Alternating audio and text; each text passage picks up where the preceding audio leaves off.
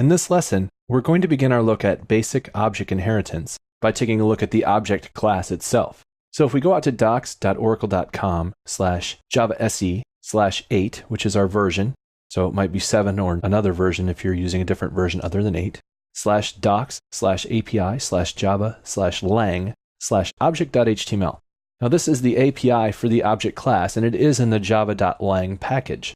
In fact, we see here java.lang.object is the specific package directive that we could get directly to object with.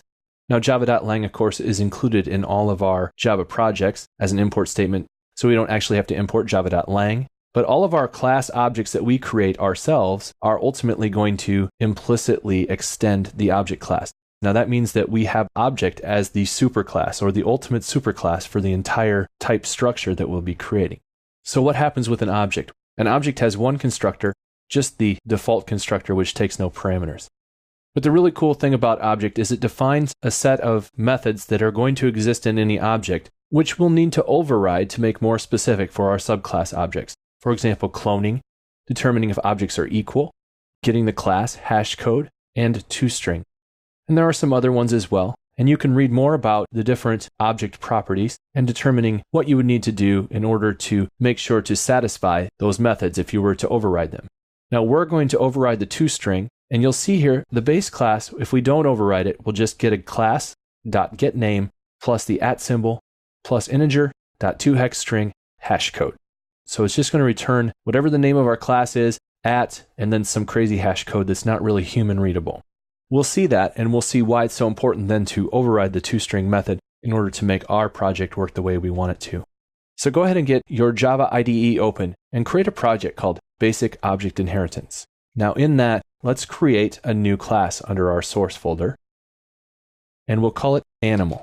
We're not going to put a main in this. We'll actually create a driver separate from the animal, and we're not going to use any of the constructors or inherited methods. We'll go ahead and just not even generate comments. Just go ahead and use animal with nothing in it. So here's our public class animal. And note, we don't have import java.lang.object, and we don't say extends object here. Those again are implicit as the Java programming language is set up.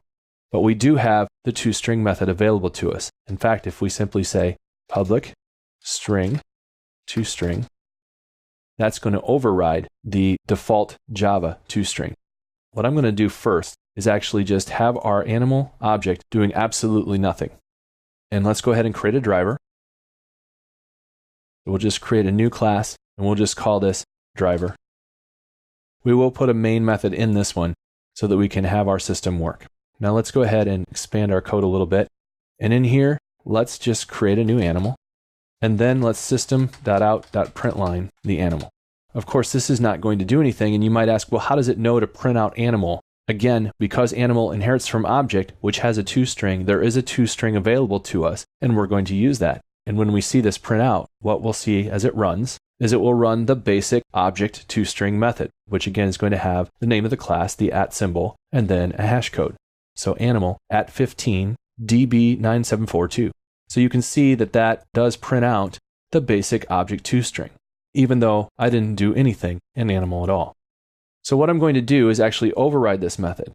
To override it, we need to match the signature exactly. So a good way to do that is actually just go out and copy from the documentation itself and place that in. Now I've done this enough that I knew exactly it would be public string ToString. And now when I run this, I need to return a string. So let's just return an empty string for now. And if you want, you might want to put in the @override just to let documentation know that you're overriding the basic ToString. Once again, now when I run my driver, now my ToString runs and nothing prints out. And that's because I've overridden the method. Because the method signature matches exactly, meaning I have the same name, the same list of parameters, and the same return type, that base object ToString no longer executes. So now what I want to do is just create a string to represent my animal. So how about we say that all animals will have a name, that we'll call them by something. And the name would be Fido if it was a dog, or Fluffy if it was a cat. So all we're going to do then is create a private variable, and we'll call this name. We probably want to have our getters and setters for the name, but to save time, I'm just going to go ahead and create the constructor for animal. And we'll have the default, which does nothing. And we'll have a complex or explicit constructor here, which takes in a string name. So our animal can now have a name. We don't have the mutator and accessor set up to easily access that yet, but we can just set it here. And then what we want to do is make our ToString method do something useful. So here, let's just return string.format. We'll have %s, brace there, and then we'll say name, %s/n.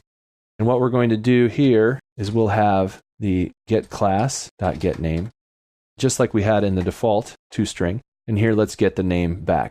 Ordinarily, we'd call to getName to be more thorough, but since we don't have that defined, let's just say _name. And our animal now has a ToString, which prints out the class and the name, and it can be constructed with a name. So here's our driver. And again, we don't have a name set, so the name is null. So let's actually create another animal here, and we'll call it A2 equals new animal, and we'll say Fido. Now, if we wanted to interchange this with a breed, we could say dog. But let's consider that this will be the name and that we'll add a property for breed later if we care about that. So we'll call this again Fido. And now when we print this out, we see that we have our dog. It's an animal with a name of Fido. And that wraps up our quick look at basic object inheritance, where we looked at the object, saw that it has some methods predefined. We're able to leverage those through inheritance just by creating a new object type called animal. And then we were able to override the ToString and verify that we now have the ability to have a more specific instance of object, which is an animal, which has a name that we print out when we run the ToString.